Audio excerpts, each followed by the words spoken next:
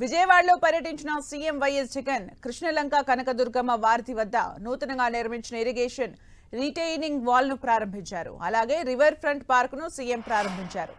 అలాగే విజయవాడ కార్పొరేషన్ పరిధిలోని పేదలకు ఇచ్చిన పట్టాలకు శాశ్వత హక్కులు కల్పించి లబ్ధిదారులకు అందజేశారు.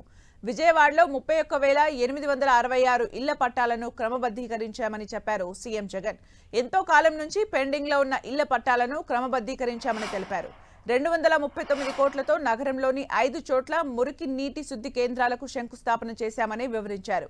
కృష్ణానది వరద ముంపు ప్రాంతాన్ని గత ప్రభుత్వాలు నిర్లక్ష్యం చేశాయని చెప్పారు. కృష్ణానది రిటర్నింగ్ వాల్ వైసీపీ ప్రభుత్వమే ప్రారంభించి పూర్తి చేసిందని గుర్తు చేశారు. రిటర్నింగ్ వాల్ మాత్రమే కాకుండా సుందరీకరణ కూడా చేశామని, ఆహ్లాదకరంగా ఉండేలా పార్కులు కూడా నిర్మించామని వివరించారు. 12 లక్షల క్యూసెక్కుల వరద నీరు వచ్చినా తట్టుకునేలా రక్షణ గోడ నిర్మించామని చెప్పారు సీఎం.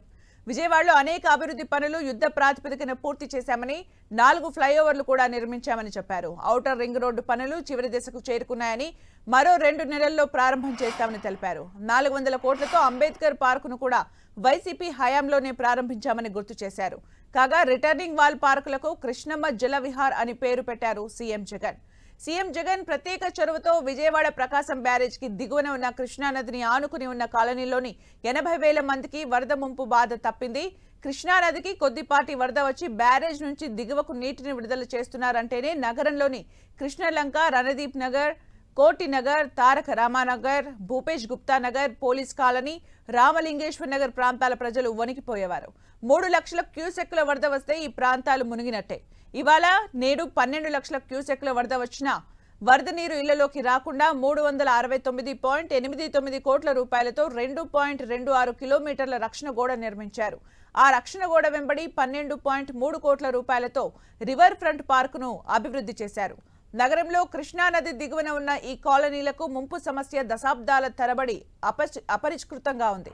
విజయవాడ తూర్పు నియోజకవర్గ పరిధిలోని కృష్ణలంక, రణధీర్ నగర్, కోటి నగర్, తారక రామానగర్, భూపేష్ గుప్తా నగర్, పోలీస్ నగర్, రామలింగేశ్వర్ నగర్ ప్రాంతాలు ముంపుకు గురయ్యేవి. వాటిలో తారక రామానగర్, రణధీర్ నగర్, భూపేష్ గుప్తా కాలనీలు 3 లక్షల క్యూసెక్కులు వరదకే మునిగిపోయేవి. పోలీస్ కాలనీ, రామలింగేశ్వర్ నగర్ తదితర ప్రాంతాలు 7 లక్షల క్యూసెక్కులు దాటితే ముంపుకు గురయ్యేవి. కృష్ణానది ముంపు ప్రాంత వాసుల కష్టాలు తీర్చడమే కాకుండా నగర వాసులకు ఆహ్లాదకరమైన వాతావరణాన్ని అందించేందుకు 12.3 కోట్లతో రివర్ ఫ్రంట్ పార్కును కూడా అభివృద్ధి చేశారు. ఈ పార్కులో ప్రత్యేక ఆకర్షణగా నిలిచేలా tree canopy, walking track, sitting area, open gym, play ఏరియాతో సుందరంగా రూపొందించారు. గతానికి ఇప్పటికీ మధ్య తేడా గమనించమని అడుగుతా ఉన్నా. మనమేమో ప్రతి అడుగులోనూ కూడా అభివృద్ధి అంటే ఇది అని చెప్పి ప్రతి ఇంటికి కూడా మంచి జరిగిస్తూ అభివృద్ధిని ప్రతి అడుగులోనూ చూపిస్తూ అడుగులు వేయిస్తా ఉన్నాం మనం.